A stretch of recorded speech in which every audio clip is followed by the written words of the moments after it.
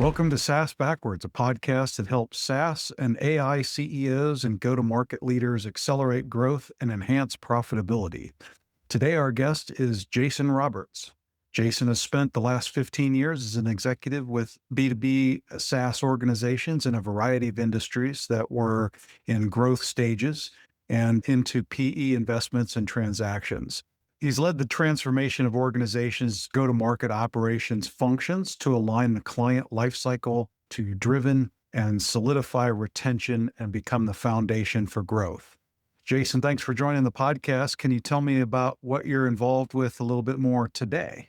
Yes, thank you, Jason. I appreciate the invitation to be on the podcast. As you mentioned in the introduction there, I've spent a number of years in the B2B SaaS space, but over my 30-year career, it's always been focused around the client experience, more specifically the client outcomes, solving problems that the clients has with technology, but supporting the process around that. In the last year, I decided I wanted to focus on helping small to mid-sized B2B SaaS customers or service providers get ahead of the curve in their growth cycle by providing my experience and strategy to these companies before it becomes a clear investment that they're making. So many companies grow and bring on these clients, but this problem is already starting to show, but it just hasn't reached the surface yet of there being a significant problem. And so I've been looking at how do I offer my services as a fractional executive and partner with these companies at a lower investment amount so they can avoid some of those issues that come up with growth and without having their operations mature.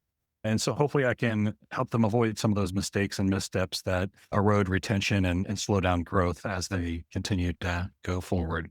And as you probably already recognize, but retention starts with the go-to-market process. Sales and marketing motion is a key part of what drives through to retention. And so what we're here to talk about today is, I think, all connected together from the sales and marketing process on through the client operations end. Absolutely. We here at Austin Lawrence Group certainly are aware of the challenges that growth stage SaaS companies face when it comes to building the top of the sales funnel, especially, and building a demand gen engine. But one of the reasons I asked you to join us on the podcast today is that, we based our discussions around your operational work ties and the go-to-market activities to the retention operations that can unfortunately be deprioritized in the growth stage, especially when they're still kind of under this growth at all costs mentality. So tell us more about your perspective and approach. Yeah, definitely. The early stage growth is obviously very focused on the activities that lead to more prospects in the top of the sales funnel. And these prospects have to be qualified and more deals get signed and so on. However, when all the attention is on attracting the new customers, the existing customers, and those are still in that new customer process, it can be in a challenging situation, especially as you really get traction in that growth stage. Some are just part of the normal growing pains, but they're always made worse because the internal operations are trying to play catch up. They're not invested in, they're not thought of, the process isn't really laid out. And so it turns into this brute force activity where you're hiring more people, but they're not really putting together a more refined process. And so it shows in a number of different ways. A few of the symptoms, and this is a wide ranging amount of symptoms that you could see, it could be that you're selling a new product or capability and the minimum viable product is really all that exists in the product, but is being sold as the full robust features. It could be positioning those new features in a way that conflicts with the way existing clients are set up or the way that they're using what already exists. And that creates some tension and some challenges. A new client could be dealing with new team members, right? You're throwing people at the problems and every step of the way they're having to reintroduce themselves or repeat why they're buying and doing all these different things that leads to a very disjointed and clumsy feeling. Or maybe the situation where there's really one person that knows everything about it and they're the only one that the clients trust because and that creates obviously bottlenecks and challenges for the ongoing relationship. And then of course, there's always the typical delays and missed expectations and changes in plans and timelines, critical defects that come up or blockers that prevent somebody from going live with the system. Those are all symptoms of similar issues, but the root cause of it is associated to that go-to-market operations, the client operations processing and connections that need to happen there. And it touches all parts of that go-to-market process: sales and marketing with expectation setting, product with the MVP definition and user experience, implementation, support, customer success, whatever label you want to put on these different groups, if they exist already or they will at some point, it is all connected and around that customer. And you have to make sure that they're aligned and heading in the same direction through that. And obviously, selling is a critical part of the growth stage. So, without being successful in the selling part of it, the company is not going to survive. But maturing that go to market and client operations piece is critical for really stacking that growth and building retention while you're minimizing those revenue leaks down the road. And as we already mentioned once, renewals are part of the go to market motion. So, it needs to be a closed loop environment. All these pieces feed off of each other and need to continue to get better. So conceptually, that all makes sense. But tell me a little more specifically what this means for a specific opportunity for a client. Yeah, and there's a lot of different examples like I was discussing, but I'm going to focus on one very straightforward element that if it's not carried through the sales funnel and into the client lifecycle, it creates a real unstable foundation for retention and for growth. And that's a simple question of, why did this customer buy from us? What is their expected outcome, and why are they working with us and this product itself? Too often, this understanding is lost somewhere between us positioning our product and service and explaining why we're the best at X, Y, and Z, and building up our proposal and putting that into contract details that accurately track how much of whatever they are buying and what's included. But it's not always a simple understanding of why they're buying. What are those expectations? Strong, successful team members, whether it's on the sales side or customer success or any step along the way, they know the information and they prioritize knowing it and tracking it and sharing it. But when you're growing and you're adding people and the organization's scaling, this can get lost in the shuffle, whether it's using new tools, a new process, new people. All of these things create more of that friction and more opportunity for that risk to become a bigger problem. Ensuring that this is a priority and that it's a living piece of information that should be part of the relationship going forward and not just a field in the transition document or in the CRM is an important viewpoint to have. Yeah, let's tap in a little bit more on this, knowing why the customer has bought and what their desired outcome is. We talk about that a lot. I don't think a lot of marketing and sales teams do enough of that work to really understand it. But I mean, we commonly talk about it as part of the qualification and part of most sales methodologies, if they're doing it correctly, or consultative sales methodologies. So, what are you talking about that's different? Yeah, it's a great point. The concept isn't new. It's the operational focus and alignment is where these things tend to fall off the path and become a bigger issue. So let's talk about a few of these examples. Like we're describing a little bit before, somebody goes through the marketing qualification process to become a qualified lead, and the reasons they're interested fall into those measurable fields that we want to track and understand. Sales qualification obviously confirms that they have the problem and that they're willing and able to pay to fix it. And our goal is to align and translate the client needs into these leads and opportunities into these categories and the contract details. But the voice of the customer, the decision maker's definition of why and what success means is not the focus of that. The focus of reporting on and tracking through the sales process is definitely needed and should be understood, especially from the overall success of the sales program and what product is looking for. But that voice of the customer and that understanding of it can easily get lost in the shuffle and translated into different things. So in the contract details, you're never going to have the true voice of the customer in something that can be a living reflection of what that is, right? If you're referring to the contract, a lot of times that's not a good thing, even when a client is just coming through the pipeline and starting the onboarding piece. But understanding why and what their definition of success is needs to be a key part of those discussions and how those transitions happen within your process. And it becomes the foundation of starting the implementation or onboarding and the ongoing customer success functions. In addition to that, what can be lost is not only the impact in the internal transition. So not having that can really cause some transition problems and success becomes harder to track. But many times the client decision maker, the one that's been involved from the beginning, hands off their implementation to one of their team members and they're not really on the same page potentially as the decision maker. So what's expected of them to move forward and what the definition of success is. These are key alignment pieces that you would want to have at the start of any real project. But in terms of this process for B2B SaaS, it can be easily ignored or glossed over because, with SaaS, it can be a much more streamlined onboarding process, but you're still not understanding and factoring that in. And the other part to that is, these teams that you're working with on the client side, they don't do this for a living. They're not moving on to another implementation after this. They're the ones that are going to be living and breathing with this new platform or a new service that's being provided. And so it's really important that we're clear with them on what their ownership is of these things, that they're understanding and the expectations for how they're going to continue to build upon that knowledge and work towards that outcome that everybody is aligned on as part of that. So understanding why they bought and how success is being measured, it drives for a stronger implementation and onboarding process. And it sets you up for stronger success going forward, especially on the retention and the growth side. I'm wondering also, what are some of the other challenges in laying the foundation for retention that you've experienced or that you've seen in the companies that you're advising?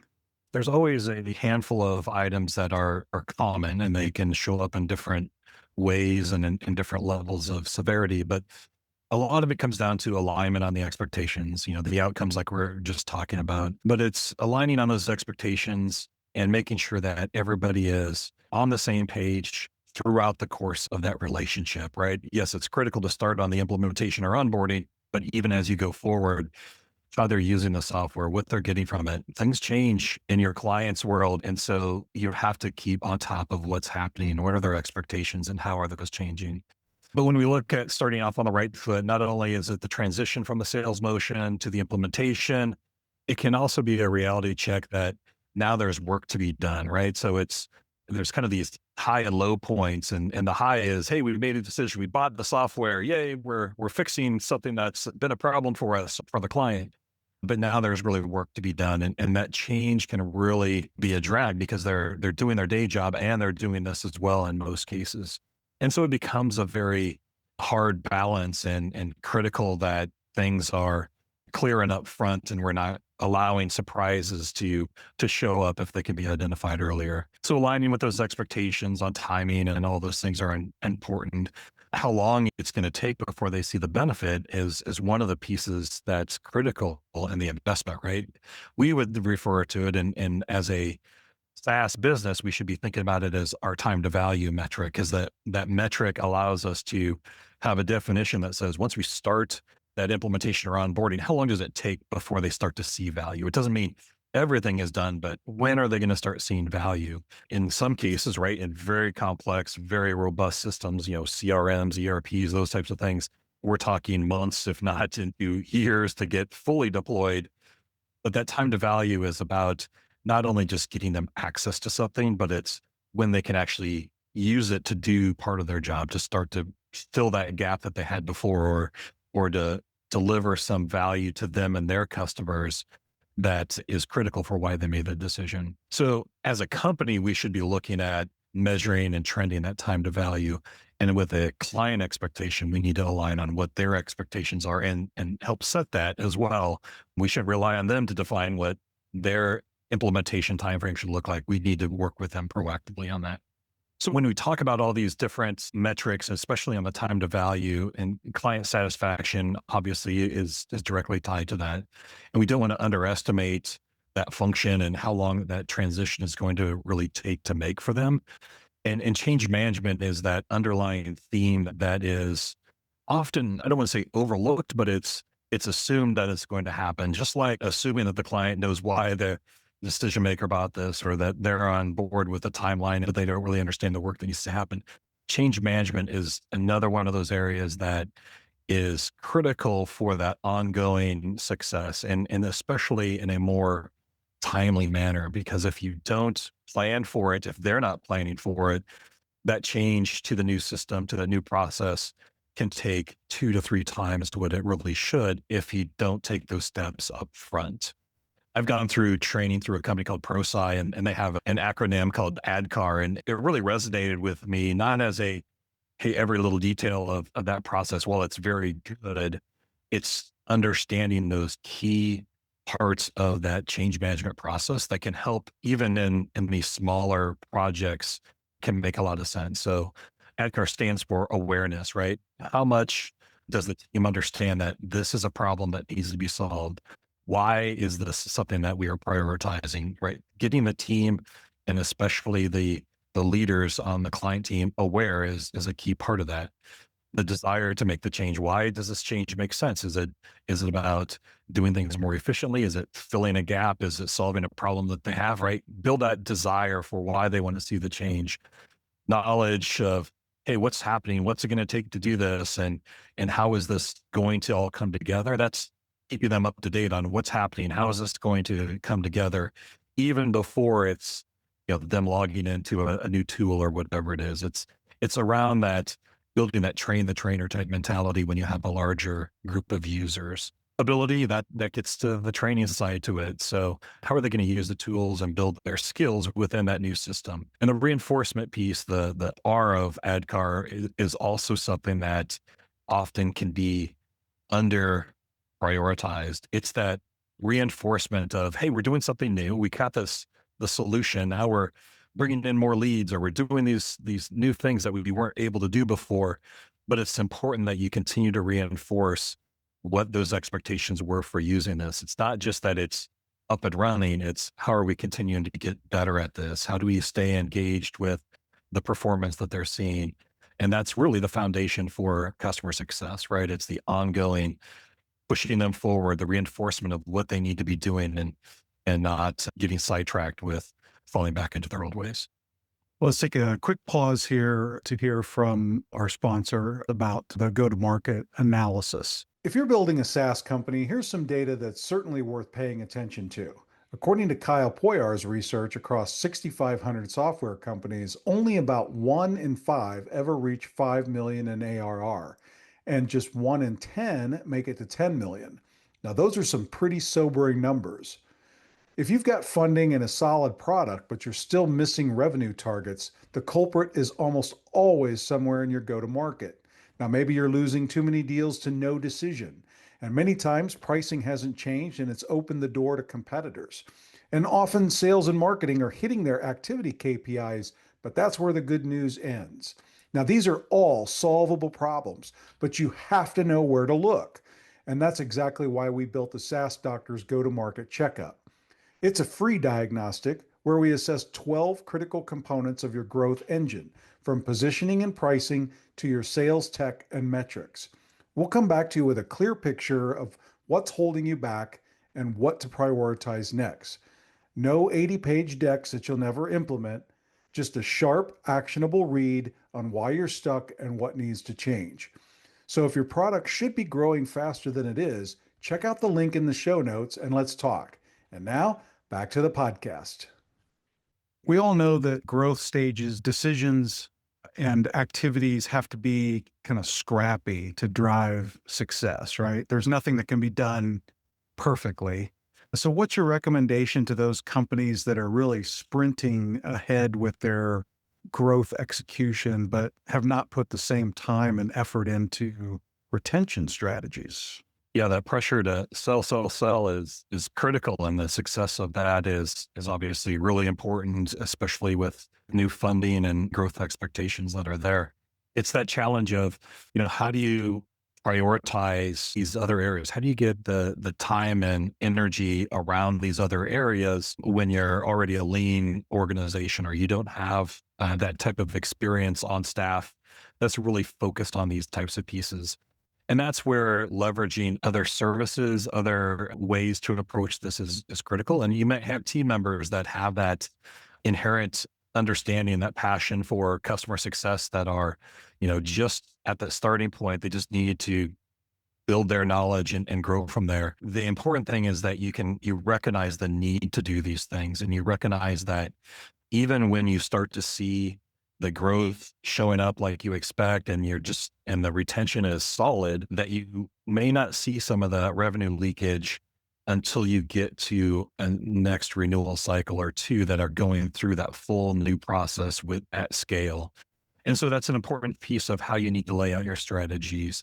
You need to be thinking ahead. You need to be planning before it starts to show up on your dashboards, or the red flag is being raised by the CFO or finance saying, hey, our growth, we thought it'll look good, but all of a sudden we're getting clients that are dropping unexpectedly this quarter or this month. It's always a different story, but it's similar things that are happening, and you're not sure exactly why it is. That's why it's critical to start investing in that. And there's opportunity to start looking at those things early on, just so that you're not building perfection, you're building towards an end state though that you understand and that you have a roadmap for.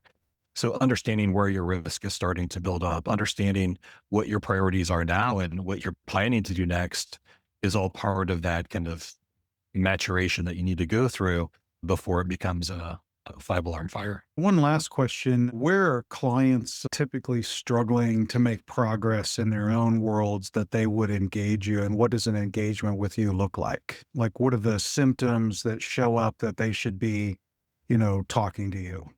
There's a variety of different stages. I'm coming from working with PE companies that had recently been acquired or had a few years under their belt, and they were having the retention type issues were already showing up, and it was getting to the point where it was red flags were already appeared, and they were realizing that, hey, what we're doing isn't working. As I discussed earlier, with moving to earlier stage companies that are really still in that pure growth stage side of things, I think it's really about understanding the challenges that they see once they sell a client. Their pipelines are building, but the process that it takes to get them live and the feedback from customers, if you aren't listening and closing the loop after a customer's gone through that onboarding or implementation process, or if you aren't getting that feedback from them and really understanding where you are outside of just a renewal timeframe, that's where you have risk that's growing. And it's not always evident, right? Doing an NPS or a CSAT survey is good. It's a good piece of information, but it's not always the answer to knowing where there's risk, because the person that did the NPS may just be the day-to-day admin. They may not be the decision maker. There's CSAT that maybe one person gets to, and the other person, they didn't spend the time really getting into these things. So there's a variety of different issues that may appear within your environment that could be an indication of it. I think overall, though, the key thing from my perspective is that if you haven't brought on experienced client operations, go-to-market operations resources, or people that have lived and breathed in a environment that this has already kind of gone through several times, or you've grown and matured, you're just missing the opportunity to really get that advice and see where things are going, especially with AI. AI is a great addition to these pieces. It doesn't solve it by itself. You don't just go plug into an AI chat and say, run my operations, and everything magically happens. It can make things better, but you have to have that foundational process and understanding of how to connect these dots and how to make this a scalable operation. And as part of your process too, you do a quick assessment, right, across different dimensions. You want to talk a little bit about what that looks for. So if somebody's wondering, if potentially we have some problems, can you potentially diagnose that or tell them that they don't have any problems? Or what does that Yeah. look like typically? Yeah, that's a great point. Most companies don't know what they don't know at this point of where they stand and where they need to go. And so the assessment is a great starting point to this. And that's where some of the opportunity comes to connect that early stage go to market, the sales pipeline development and those pieces and the key metrics that are there into the metrics of, hey, once they've bought, how are we delivering to the client, right? I mentioned the time to value, CSAT, NPS, growth, and those pieces. But looking at some of the core metrics that we look at and understanding the process that's there or not there is what the assessment's there to do. There's 10 to 12 different key areas that I typically include. They're not always the in-depth focus areas, but of those 10, there's a handful that really are where we would focus based off of the client's needs. Great. Well, this was a great conversation. If people want to get in touch with you, what's the best way to do that? Yeah, the easiest way to do that is through LinkedIn. If you just search for Jason Roberts KC, all one word, on LinkedIn, you will go directly to my profile and you'll find me there. My company is Scale CxO.